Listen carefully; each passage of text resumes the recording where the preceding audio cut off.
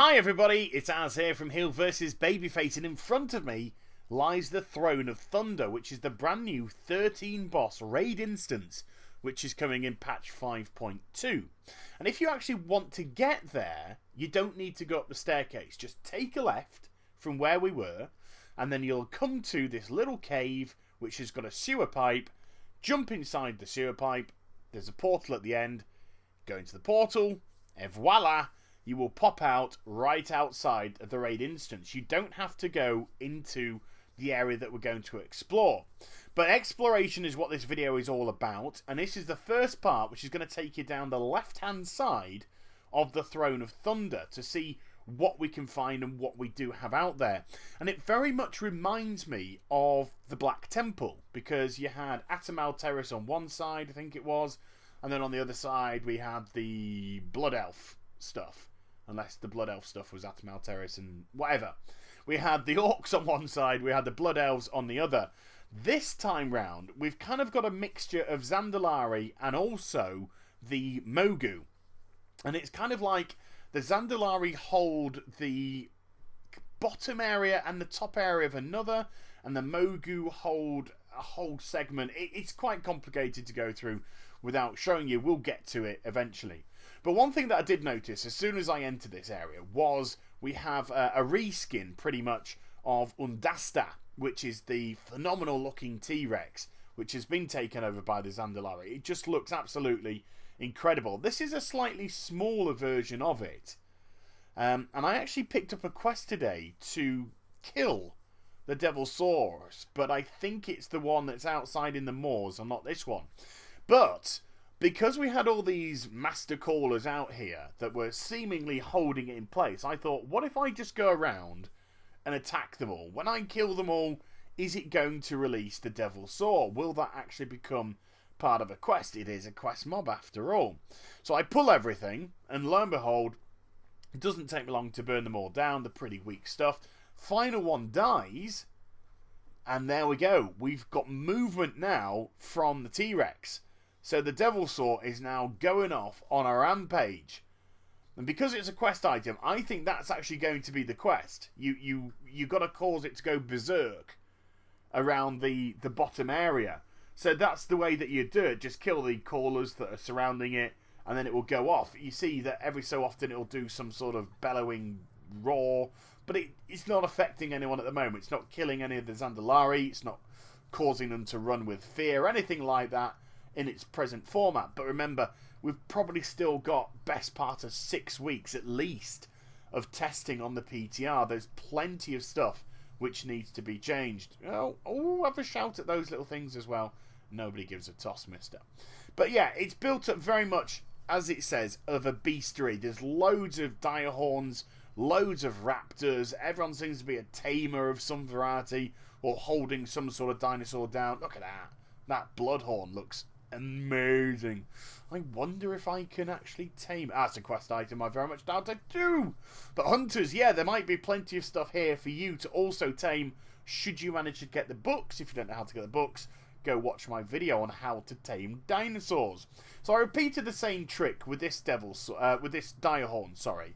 And this is a reskin of one of the bosses, which is actually going to be in the 13-man raid, the Throne of Thunder. Again, I kill all of the ads that are surrounding it, and it breaks free from its bonds and decides to go off on a bit of a rampage as well. Again, it's also a quest mob, so I think that is going to be pretty much what the quest will entail. Freeing it, letting it go, do its business. Pretty cool stuff. So I was quite happy at those little finds. I thought they were pretty cool. Now we're going up into this area here, very small area, the Thunder Forges, and it doesn't take the brain of Britain, said this on many occasions, to work out what is actually going to be here. Now, since I was here and explored it first time, there have been a few changes. Sadly, they've now blocked off the door to the Iron Forge, or the Thunder Forge, I should say, which is to the left. If we turn left now, there we go, there's the doorway. That used to be open, and when you went inside, there was a huge forge, which I'm hoping is going to be the Thunder Forge.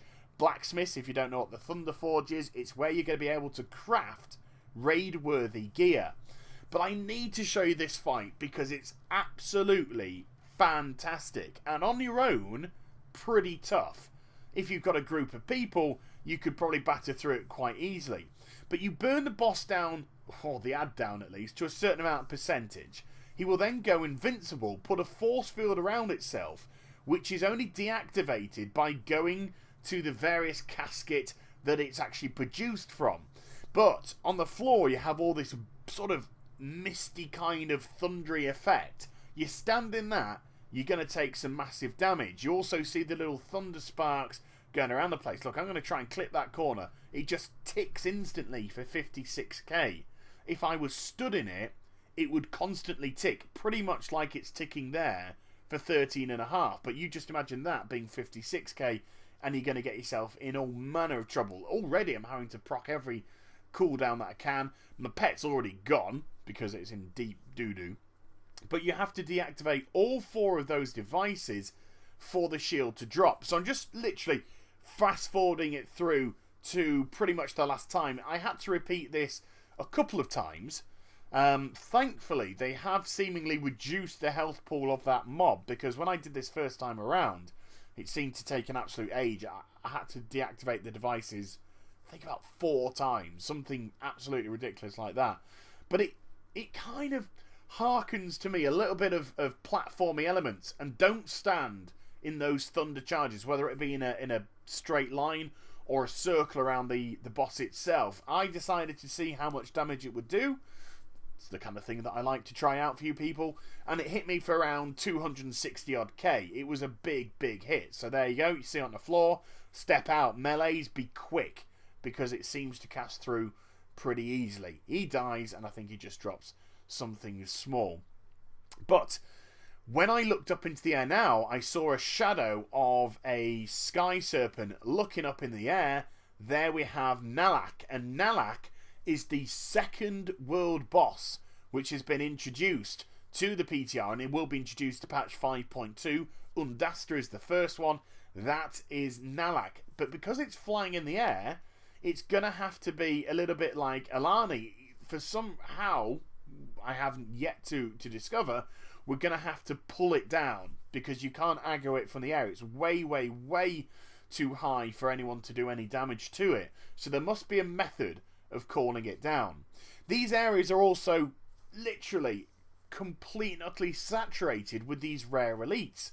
Again, previously they were dropping bits of loot. Now they've removed them. The bits of loot that they were dropping before was those little Li Shen talisman type of objects that will call forth a really powerful creature that only the opposing faction can kill. So if you're Alliance and you call upon one, then only the Horde can kill, and because it's very powerful, it will need to be killed in a group as well.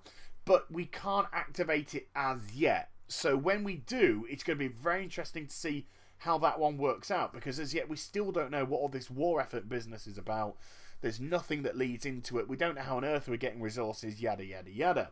But another quest mob, and although it just seems very boring at the moment, it's a very nice mechanic in this fight, which again, when I first came here, seemed to proc a lot more frequently. This time, I get it down to around about 40% before it does it. And what happens is you will get transported to one of the corners, one of the sacrificial slabs.